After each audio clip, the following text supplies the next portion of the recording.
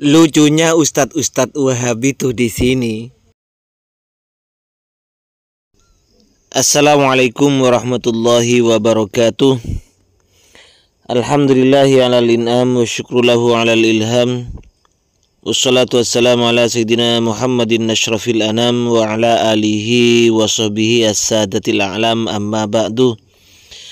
Semuanya yang nonton video ini, kami tak lupa untuk mendoakan mudah-mudahan Allah Subhanahu wa ta'ala memberikan kesehatan, kelancaran rezeki, memberikan pertolongan dengan hidayah dan ma'unahnya, menjadikan kita orang-orang yang beruntung di dunia ini, lebih-lebih kelak di akhirat. Amin, Allahumma amin.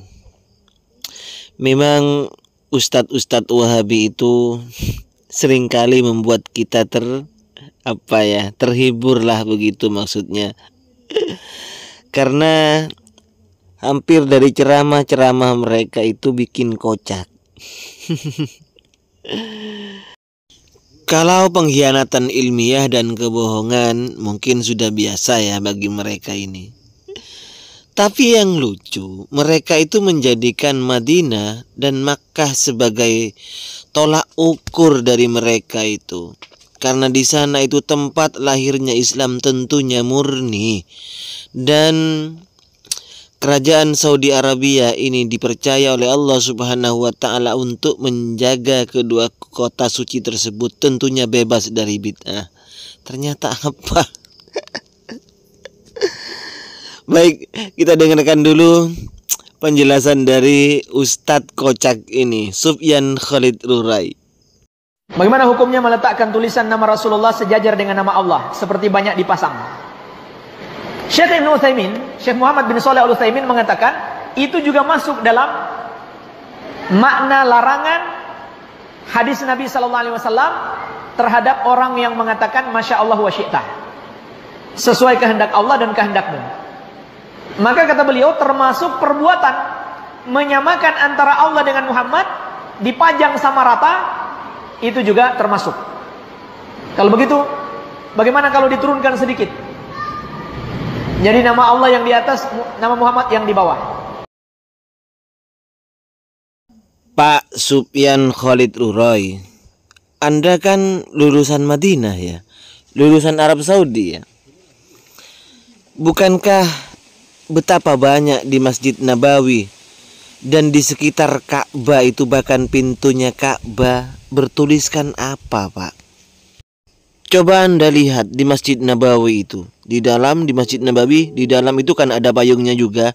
Di situ Anda lihat ke atas, ke dindingnya di atas, apa yang tertulis, Pak? Di situ tertulis bukan hanya Allahu Muhammad yang sejajar, tapi Allahu Muhammad, Abu Bakar, Umar, Utsman, Ali, dan 10 sahabat Al-Asyaratil Kiram yang sudah dinyatakan dijanjikan surga oleh Rasulullah Sallallahu Alaihi Wasallam, tertulis di situ, Pak. Masa Allah sejajar dengan dengan 11 orang, termasuk Nabi Muhammad dan 10 sahabat yang sudah diberi kabar untuk masuk surga, disejajarkan seperti itu oleh orang Arab Saudi? Gulu penjaga kedua kota suci itu ya, sehingga nama Allah harus disejajarkan bukan hanya dengan Nabi Muhammad, tapi dengan 10 sahabatnya. Dan juga kalau Anda itu ke Masjid Kuba, di sana juga tertulis lafaz Allahu dan Muhammad sejajar, lurus. Bukan Allahunya di atas, lafaz Muhammadnya di bawahnya. Hendak lurus, Pak. Juga setelah kita ke Mekah, di sana, di pusatnya, di Ka'bah, di pintunya itu tertulis lafaz jalalah dan Nabi kita Muhammad Sallallahu Alaihi Wasallam. Gimana itu ya? Ini kan tidak pernah dicontohkan oleh Rasul. Perkara yang tidak dicontohkan oleh Rasul tentunya adalah bid'ah atau muhdas. Kalau kita pinjam bahasanya Ustadz Wahabi yang juga dikutip oleh Syekh Harry Pras, apakah Nabi dan para sahabat itu dulu tidak mampu untuk mengerjakan seperti ini? Padahal kata Ustadz Khalid, kerajinan tangan kayu itu sudah ada pada zaman Rasul. Tapi kenapa Rasul itu tidak melaksanakan, tidak memberikan contoh seperti ini? Kalau begitu, apa yang ada di Masjid Nabawi dan Masjid Kuba serta Masjidil Haram Ka'bah ini adalah sesuatu yang bid'ah. Setiap bid'ah itu mesti sesat. Setiap sesat itu tempatnya di neraka, Pak. Saya tertarik dengan fatwanya ulama atau Syekh Salafi sendiri. Ketika ditanya bagaimana hukumnya mensejajarkan lafaz Allahu dengan Muhammad, jawaban beliau, amma an su'alika fa'lam annahu idza dzukirallahu fa innahu yudhkaru ma'ahu ar-rasul sallallahu alaihi wasallam.